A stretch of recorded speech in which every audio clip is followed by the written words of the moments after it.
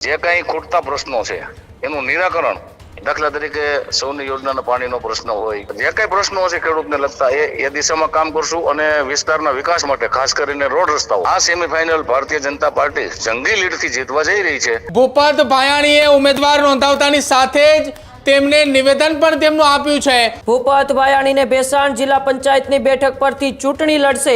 ભૂપત ભાયાણીને ભાજપે વિધાનસભાને બદલે જિલ્લા પંચાયતની ટિકિટ આપી છે, ત્યારે ભૂપત ભાયાણી હવે એ ભેસાણ જિલ્લા પંચાયત સીટ ઉપરથી ચૂંટણી લડશે। હજુ સુધી તમે અમારી ચેનલને સબસ્ક્રાઇબ નથી કરી તો અત્યારે જ ન્યૂઝરૂમ ગુજરાતને સબસ્ક્રાઇબ કરો, ફેસબુક અને ઇન્સ્ટાગ્રામ પર ફોલો કરો।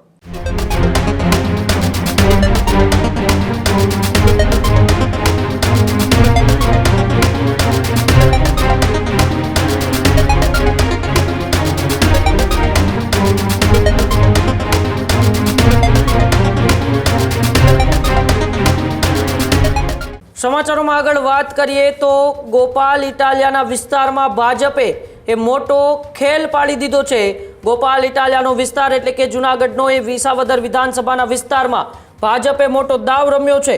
ભૂપત ભાયાણીને ભેસાણ જિલ્લા પંચાયતની બેઠક પરથી ચૂંટણી લડશે। પૂર્વ ધારાસભ્ય ભૂપત ભાયાણી એ જિલ્લા પંચાયતની ચૂંટણી લડશે।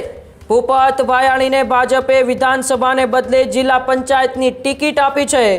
વિસાવદરથી ધારાસભ્ય રહી ચૂક્યા છે ભૂપત ભાયાણી, ત્યારે આપ સાથે છેડો પાડીને ભારતીય જનતા પાર્ટીમાં જોડાયા છે ભૂપત ભાયાણી।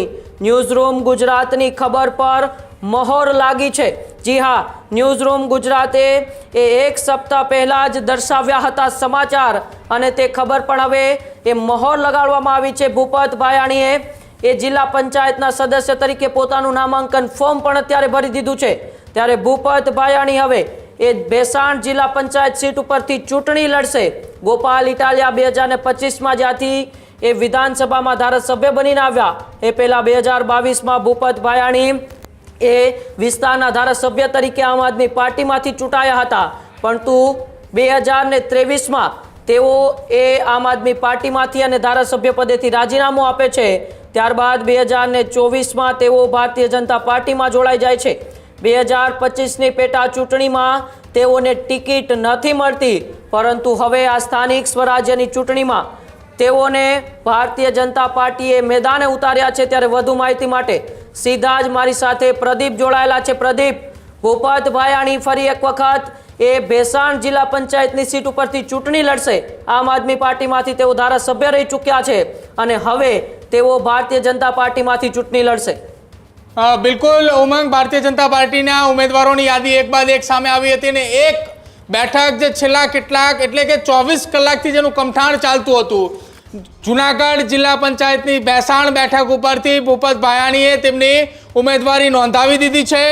ભૂપત ભાયાણીએ ઉમેદવાર નોંધાવતાની સાથે જ તેમને નિવેદન પણ તેમનું આપ્યું છે।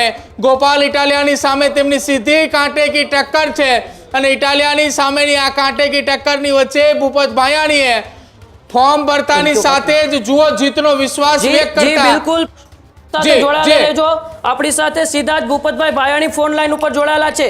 ભૂપતભાઈ, છેલ્લા 24 કલાકથી ભેસાણ જિલ્લા પંચાયતની ચર્ચાઓ હતી અને હવે તમારા નામ ઉપર મહોર લાગી છે। જી બિલકુલ, તો શું કહેશો, આવનારા સમયમાં વિસ્તાર માટે શું કામગીરી રહેશે તમારી?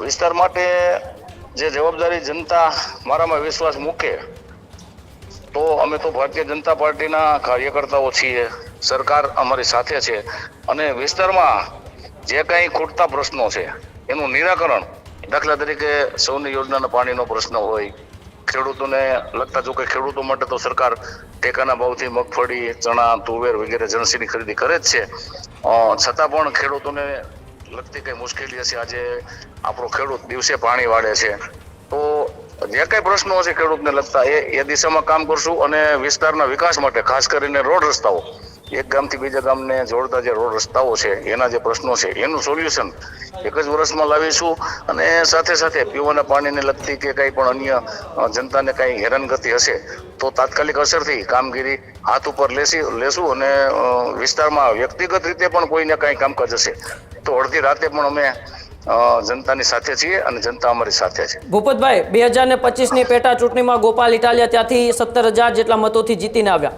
સ્થાનિક સ્વરાજ્યની ચૂંટણીમાં તમારા માટે ગોપાલ ઇટાલિયા કેટલો મોટો પડકાર છે?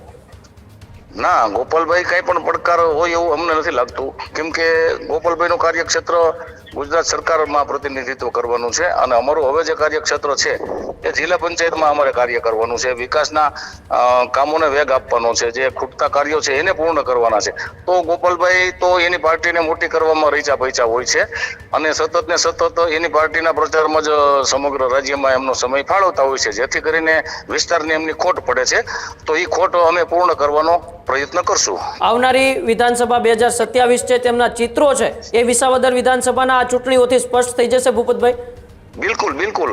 આવનારી 2027ની વિધાનસભાની ચૂંટણીનો પાયો, દાખલા તરીકે સેમીફાઇનલ, એ આ જિલ્લા પંચાયત તાલુકા પંચાયતની ચૂંટણી છે.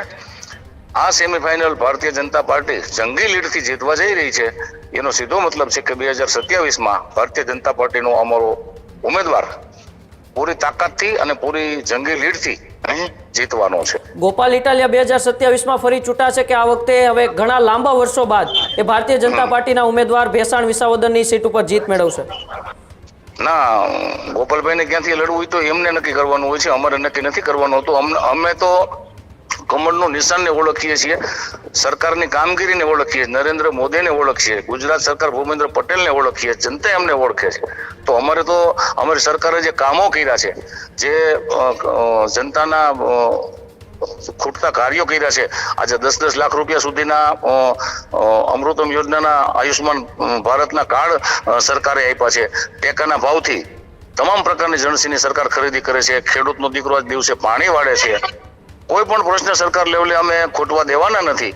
ગોપાલભાઈ એનું કામ કરશે એ અલગ વિષય છે, મારે એ બાબતમાં નથી પડવું. પણ અમે આવનારી વિધાનસભાની ચૂંટણી પૂરી તાકાતથી ભારતીય જનતા પાર્ટીનો ઉમેદવાર અહીંથી જીતે એ અમારો પ્રયાસ પૂરી તાકાતથી રહેવાનો છે. ભૂપતભાઈ, સ્થાનિકોના ત્યાંથી વિડીયો આવે છે કે છેલ્લા 1 વર્ષથી આ વિધાનસભાની અંદર કામ નથી થયું જ્યારથી ગોપાલ ઇટાલિયા ચૂંટણી જીતીને આવ્યા. હકીકત તે વિસ્તારની વાસ્તવિક પરિસ્થિતિ શું છે? તમે આટલા વર્ષથી તે વિસ્તારનું પ્રતિનિધિત્વ મેં કરતા આપને આવ્યા અગાઉ પણ કીધું કે એમને સતત ને સતત સરકારની વિરુદ્ધમાં ભ્રામક વાતો કરવી અને સતત ને સતત ગમે ત્યાં ગમે એવું બોલતા હોય છે. તો અમારે એમને કોઈ ટીકા ટિપ્પણીમાં પડવું નથી. અમે વિકાસના મુદ્દે ચૂંટણી લડવાના છીએ, રાજકીય ખેલદિલીથી ચૂંટણી લડવાના છીએ. અમારી સરકારે જે કામો કર્યા છે, અમારા આગેવાનોએ જે કામો કર્યા છે, અમે માત્ર ને માત્ર એ જ રાજનીતિ અને એ પેટર્નથી જ અમે ચૂંટણી લડવાના છીએ. ગોપાલભાઈ શું પેટર્નથી ચૂંટણી અહીંયા એમની ટીમને લડાવે છે એ બાબતમાં અમારે નથી પડવું. અમારે તો વિકાસની રાજનીતિ, આજે જ્યારે સમગ્ર વિશ્વ યુદ્ધ જેવી મહામારીમાં સપડાયેલું છે ત્યારે નરેન્દ્ર મોદી સાહેબે, જે આપણા વડાપ્રધાન, ગુજરાતનું ગૌરવ, એમણે જે રીતે આબાદીથી આજે નેતૃત્વ આપ્યું છે દેશને અને દેશને ઊની આંચ નથી આવવા દીધી, એ સક્ષમ નેતૃત્વ જ એની પ્રતીતિ છે કે અહીં કોઈ પણ પડકાર જનતા સ્વીકારવાની નથી. અને જે સક્ષમ અમારું નેતૃત્વ, સરકારની જે કામગીરી છે અને અહીં છેવાડાના કાર્યકર્તાઓની જે કામગીરી રહી છે, એ કામગીરીના આધારે અમે ચૂંટણી લડવાના છીએ, નહીં કે કોઈ નકારાત્મકતાનો મુદ્દો લઈને અમે ચૂંટણી લડવી. જી બિલકુલ આભાર. ચૂંટણી નથી લડવાના. જી બિલકુલ આભાર ભૂપતભાઈ, અમારી સાથે જોડાવા બદલ અને માહિતી બદલ. જી બિલકુલ. તો આપણે જ્યારે તેઓ નામાંકન પત્ર ભરવા પહોંચ્યા ત્યારે જિલ્લા પંચાયત ભેસાણના જે ઉમેદવાર છે ભૂપતભાઈ ભાયાણીએ શું કહ્યું, આપણે ભૂપત ભાયાણીને સાંભળીએ. હું ભૂપેન્દ્ર ભાયાણી, ભેસાણ જિલ્લા પંચાયત સીટ ઉમેદવાર. આજ રોજ ભારતીય જનતા પાર્ટી દ્વારા, પ્રદેશના શીર્ષ નેતૃત્વ દ્વારા અને જૂનાગઢ જિલ્લા ભાજપ દ્વારા મને ઉમેદવારી કરવાની તક ભેસાણ જિલ્લા પંચાયતની સીટ પરથી મળેલ છે. તેમજ મારા ભેસાણ તાલુકાના 16 તાલુકા પંચાયત સીટના ઉમેદવારોને પણ પાર્ટીએ તક આપેલી છે. તો અમારી જિલ્લા પંચાયતની 2 અને તાલુકા પંચાયતની 16 ટોટલ 18 ઉમેદવારોની પાર્ટીએ પસંદગી કરી છે. એ તમામ ઉમેદવારો તાકાતથી ચૂંટણી લડી વિકાસના મુદ્દે, જનતાના કામના મુદ્દે અને ખાસ કરીને સ્થાનિક લેવલે જે પ્રજાને જે કાંઈ પણ પ્રશ્નો હશે એનું નિરાકરણ લાવવાના મુદ્દા ઉપર અમે ચૂંટણી લડવાના છીએ. કોઈપણ પ્રકારના વાદ વિવાદ વગર, કોઈપણ પ્રકારના વર્ગ વિગ્રહ વગર અમે એકદમ રાજકીય ખેલદિલીથી આ ચૂંટણી લડવા જઈ રહ્યા છીએ. અને મને ભરોસો છે કે અમારી ભારતીય જનતા પાર્ટીની ટીમે અત્યાર સુધી જે જનતાના કામો કર્યા છે એ કામગીરીના જ અમે મત માગવાના છીએ. અને મને પૂરો ભરોસો છે કે 16 તાલુકા પંચાયતની અને 2 જિલ્લા પંચાયતની સીટ ભેસાણ તાલુકાની જનતા ભારતીય જનતા પાર્ટીના ઉમેદવારોને જંગી બહુમતીથી જીતાડશે. હજુ સુધી તમે અમારી ચેનલને સબસ્ક્રાઇબ નથી કરી તો અત્યારે જ ન્યૂઝરૂમ ગુજરાતને સબસ્ક્રાઇબ કરો, ફેસબુક અને ઇન્સ્ટાગ્રામ પર ફોલો કરો.